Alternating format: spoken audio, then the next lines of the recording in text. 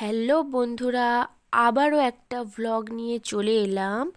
আমার নতুন ভ্লগ ভিডিওতে তোমাদের সবাইকে, আমার সকল ইউটিউব বন্ধুকে ওয়েলকাম। তো একজন হাউসওয়াইফ হিসেবে আমি সারাদিন কি করি দেখে নাও। প্রথমে আমি সকালে ঘুম থেকে উঠে ব্রেকফাস্ট করে তারপরে স্নান করে সোজা চলে এলাম ঠাকুর ঘরে। তো ঠাকুর ঘরে আমি এসে কি করব তোমরা দেখেই নাও।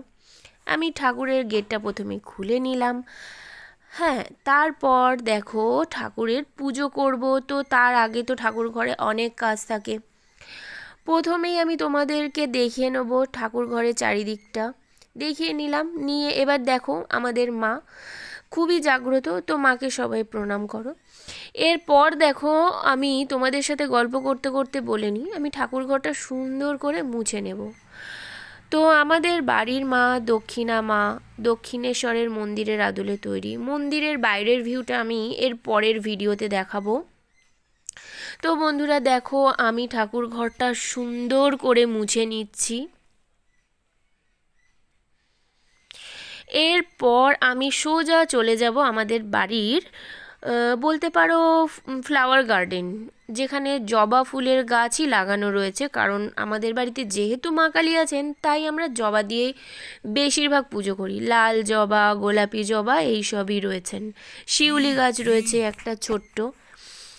তো দেখো আমি ফুলগুলো তুলে নিচ্ছি।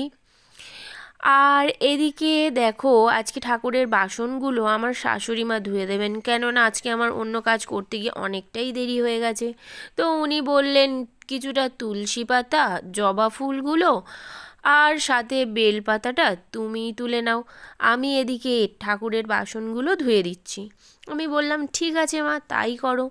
তো উনি সেটাই বললেন, তো ওনার কথা আমি ফেলতে পারিনি, সেইগুলোই করছি।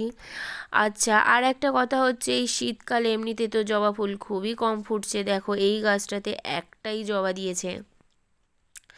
তো যাই হোক, তোমরা আশা করি আমার পাশে থাকবে এই চ্যানেলটা যাতে আরও বড় হয়ে ওঠে।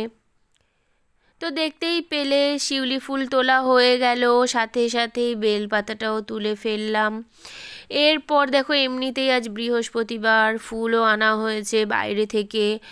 তো আমি ঠাকুরের ফুল দিয়ে সাজানোর পরে আমি শাঁখ ঘণ্টা বাজিয়ে নিলাম সুন্দর করে। তারপর প্রদীপ দিয়ে ঠাকুরকে আরতি করে নিচ্ছি। এরপর আমি ঠাকুরকে সুন্দর করে প্রণাম জানিয়ে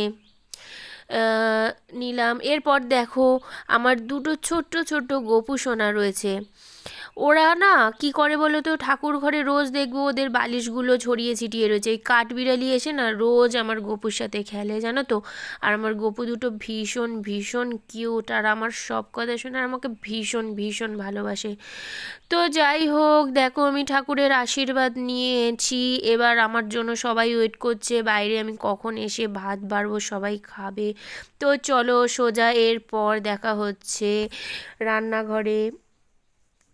তো দেখো আমি ভাত বেড়ে নিয়েছি, আজকে শুক্তো, ডাল, সাথে ডিম পোচ এইসবই হয়েছে। এইসব দিয়ে আমি দুপুরের লাঞ্চটা সেরে ফেলবো। তো বন্ধুরা তোমাদের এই মিনি ভ্লগটা কেমন লাগলো বলো, আর সাথে থেকো, পাশে থেকো, বাই।